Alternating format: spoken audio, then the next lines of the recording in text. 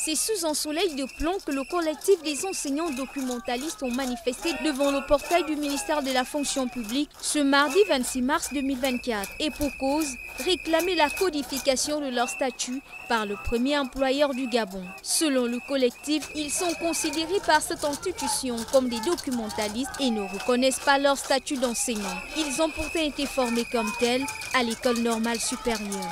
Face à cette injustice, ils interpellent l'audit ministère à remédier à cette situation fâcheuse. Nous avons été victimes d'une injustice. C'est-à-dire au sortir de l'école, nous avons été affectés dans les différents lycées et collèges, mais sauf qu'au niveau de la fonction publique, on a été mal codifié. En principe, on devait être codifié dans le corps des professeurs de l'enseignement du second degré général. Comme vous le savez, l'ENES a pour mission de former le personnel enseignant et les encadreurs pédagogiques. Mais à notre surprise, on a été codifiés comme documentalistes, alors que nous ne sommes pas documentalistes.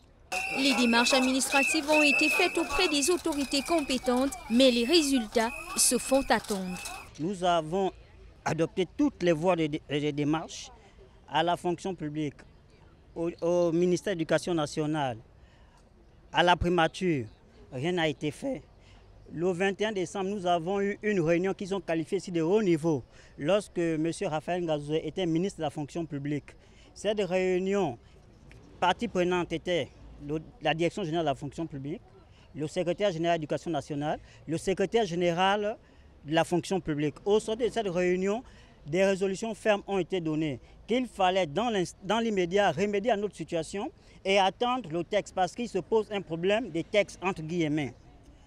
Malheureusement, nous ne comprenons pas pourquoi jusqu'à présent ça n'avance pas. On a l'impression que l'administration n'est pas continuelle. Par ailleurs, ces derniers dénoncent un deux poids deux mesures, car certains de leurs collègues bénéficient de ce statut.